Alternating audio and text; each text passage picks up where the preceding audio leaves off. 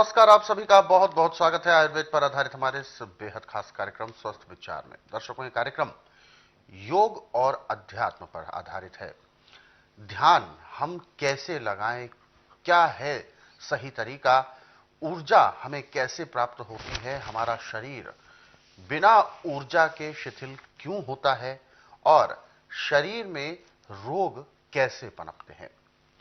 ये कार्यक्रम आपके लिए हम लेकर आते हैं ताकि आप तमाम ये सभी बातें अपने जहन में उतार सकें और अपनी दिनचर्या में कुछ सावधानियां रखकर, लापरवाहियों को दूर करके, जानकारी को सहेज कर अपनी दिनचर्या को आप बेहतर कर सकते हैं, अपने जीवन को बेहतर कर सकते हैं। क्योंकि जब आपके शरीर में ऊर्जा होगी तभी आप हर प्रकार के कार्यों को सफलतापूर्वक कर पाएंगे। और इसीलिए हम ये कार्यक्रम लेकर आते हैं और इन सभी विषयों में हमारा मार्गदर्शन करते हैं जाने माने आयुर्वेद के ज्ञाता, गायत्री सिद्ध पंडित श्री लक्ष्मण दास रतन भारद्वाज जी। आइए सबसे पहले गुरु जी का स्वागत करते हैं और कार्यक्रम की शुरुआत करते हैं। गुरु जी, आपका बहुत बहुत स्वागत है। नमस्कार। ये कार्यक्रम दर्शकों आप सभी के लिए है और हम चाहते हैं कि आप इस कार्यक्रम का हिस्सा बने। यदि आपके साथ किसी भी तरह का रोग है, कोई भी शारीरिक कष्ट है, तो आप इस कार्यक्रम से सीधे जुड़ सकते हैं। फोन उठाएं, हमें कॉल करें या आप हमें व्हाट्सएप के जरिए भी अपना संदेश भेज सकते हैं। व्हाट्सएप मैसेज में लिखें अपना नाम, उम्र, कहां से बात कर रहे हैं और पूरा सवाल, ताकि आपका सवाल इस कार्यक्रम में लिया जा सके और आपको मार्गदर्शन भी प्राप्त हो सके। तो आगे बढ़ते हैं और शुरू करते हैं आज के मुख्य विषय पर चर्चा। गुरु जी, आज के इस अंक में एक्जिमा को लेकर हम बात करेंगे। बहुत सारे दर्शकों को एक्जिमा के बारे में इस कदर नहीं पता होगा, क्योंकि एक पढ़ा तो हमने है, सुना भी है, एक्जिमा रोग होता है, त्वचा का रोग होता है, लेकिन ये किस तरीके से घातक होता है, क्योंकि डॉक्टर्स कहते हैं कि ये एक बहुत बड़ा इन्फेक्शन वाला रोग है और ये बहुत घातक होता है। तो इसके लक्षण क्या होते हैं? देखिए, एक्जिमा होने का कारण एक नहीं, इसके कई कारण। अच्छा।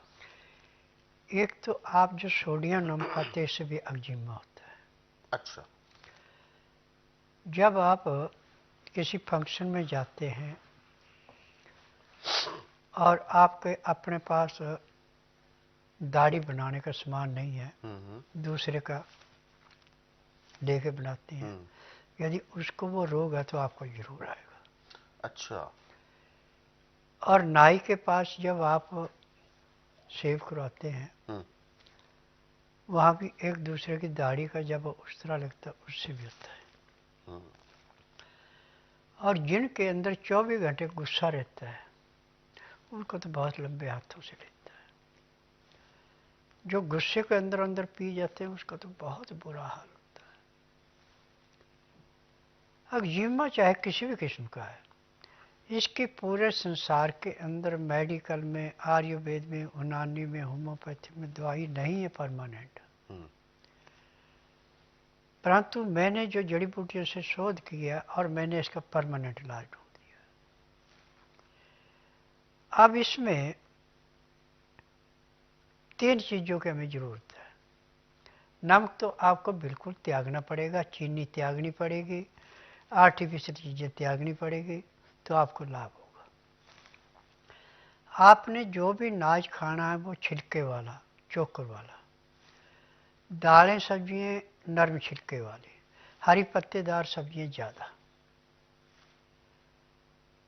अब आप मूली और गाजर दोनों का बराबर मात्रा में रस निकालना। मूली को धोना है, गाजर को धोना, छिलना नहीं है। और मूली के सख्त पत्ते निकाल देने, नरम पत्ते रहने देने। दोनों चीज़ों को रस निकाल करके मिला दिया। उसमें नींबू का रस तो आप 2-4 बूंद डाल सकते हैं। नमक बिल्कुल नहीं मिलाना जी। उसके पीने से खून का इन्फेक्शन समाप्त होता है। और जो जूस निकाल के आपके पास कचरा बचा है, जहाँ जहाँ पे आपको एक्जिमा है, चिंबल है, दाद है, वहाँ पे उसकी मालिश करें। 2-2.5 घंटे बाद उसको गुनगुने पानी से धो के फिर चिकनी चीज़ कोई भी ले लें, उसमें कपूर मिला करके उस पर मालिश कर लें, तो आपको खुजानी होगी। एक्जिमा में यदि खुजा स्टार्ट हो जाए और नाखून पे आपने खुजा कर ली तो जहाँ जहाँ नाखून लगे वहाँ तक फैल जाएगा। अच्छा, फैलने वाला रोग है, संक्रमण रोग है ये। हाँ। और जब आप उसको लगाएंगे तो आपको खुजा नहीं होनी। और एक्जिमा ऐसे समाप्त होता है जैसे गिल्ले कपड़े को आग लगा दें, कपड़ा सूखता जाएगा, आग बढ़ती जाएगी, ऐसे जड़ से इसको खत्म कर देता है। और जो स्वयं मूत्र है, ये आप थोड़ा आगे का जो पहली बार आता उसको बहने दें, बीच का ले ले, लास्ट का भी छोड़ दें। इस एक्जिमे का और दाग चंबल का बहर है, क्योंकि एक्जिमा और चंबल जो है ये मुसलमान वृत्ति में आती है और मुसलमान इससे बहुत परहेज करते हैं। तो जब इससे इसको धोया जाता है तो थोड़ी देर के लिए चिरमराट होता है, फिर उसके बाद इसमें बहुत ठंड पड़ती है और एक्जिमा ऐसे साफ हो जाता है जैसे कूड़े करकट के ढेर को माचिस की तिल्ली जला के समाप्त करती है। परंतु चाय, कॉफ़ी, मीट, अंडा, मछली, ये चीज़ें कोई नहीं चलती। और हमेशा सिंपल खाना, यदि नमक के बगैर आप नहीं रह सकते, वैसे नमक इसमें बिल्कुल परहेज होता है, तो नाम मात्र के लिए सिंधा नमक या काला नमक ले सकते हैं। आयोडीन नमक से तो हाथ नहीं लगाना। ठीक है। आज मेरे पास हर महीने 25 से 30 मरीज इस बीमारी के आते हैं।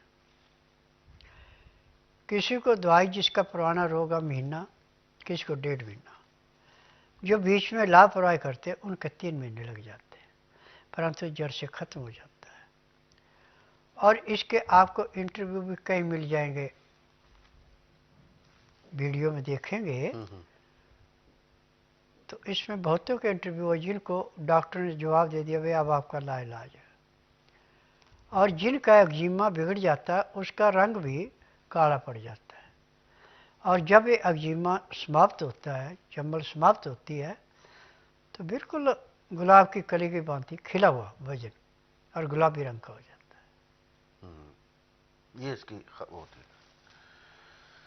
तो बिल्कुल एक्जिमा हमारे सभी के लिए एक तरह से बहुत घातक रोग है और इसका हमें विशेष ध्यान भी रखना है।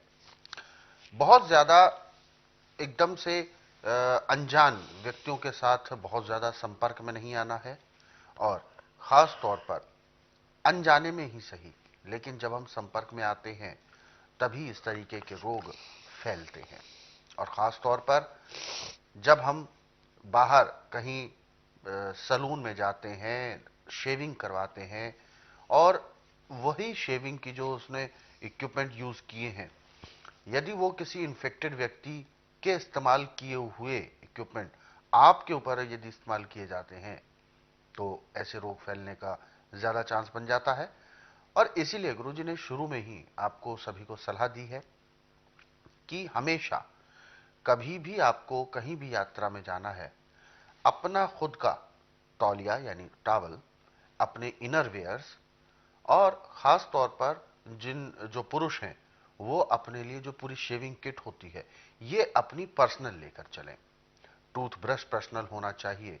ये जो कुछ ऐसे बेसिक नीड्स हैं, ये सब सामान आपके पास व्यक्तिगत होना ही चाहिए। ये किसी का भी अन्य व्यक्ति का प्रयोग ना करें, इस बात का विशेष ध्यान रखें, क्योंकि हर एक व्यक्ति के अपनी एक अलग हो सकता है, कोई एलर्जी हो सकता है गुणधर्म अलग हो। तो ऐसे में जब वो आपस में संपर्क में बनता है तो एक दूसरे का रोग एक दूसरे के संपर्क में आकर और ज्यादा बढ़ जाता है, पनप जाता है। तो इन सब बातों का आप जरूर ध्यान रखें। हालांकि एक्जिमा को हम कैसे ठीक कर सकते हैं, इस विषय में गुरुजी ने बहुत अच्छे उपचार भी बताए हैं। उन उपचारों को हमें करना बहुत जरूरी है। तो इसीलिए ऐसे बहुत सारे उपचार हैं जो हर प्रकार के रोगों पर आधारित है। तो ऐसे अलग अलग उपचारों को यदि आप पढ़ना चाहें, समझना चाहें, तो स्वस्थ विचार पुस्तकों के जरिए भी पढ़ सकते हैं। इन पुस्तकों को आप अपने घर पर कोरियर या डाक के माध्यम से मंगवा सकते हैं। ये समझें कि ये पुस्तकें आपके घर पर हैं, तो एक वैद्य 24 घंटे आपके साथ आपके घर में ही उपलब्ध है। पुस्तकें मंगवाने के लिए आपको हेल्पलाइन नंबर्स पर कॉल करना है। कॉल करने का समय है सुबह 10 बजे से लेकर शाम 5 बजे के बीच। नंबर आपकी टीवी स्क्रीन पर है। और दर्शकों, यदि आप इस कार्यक्रम से जुड़ना चाहते हैं, कोई भी आपके जहन में सवाल उठ रहा है आपके शारीरिक कष्टों को लेकर, तो आप इस कार्यक्रम में अपना वो सवाल रख सकते हैं, गुरुजी से मार्गदर्शन प्राप्त कर सकते हैं। इसके लिए आपको फोन उठाना है, कॉल मिलानी है, या आप हमें व्हाट्सएप के जरिए भी अपना संदेश भेज सकते हैं। व्हाट्सएप मैसेज में लिखें अपना नाम, उम्र, कहां से बात कर रहे हैं, पूरा सवाल हमें लिखकर भेजें ताकि आपका सवाल लिया जा सके और आपको मार्गदर्शन प्राप्त हो सके।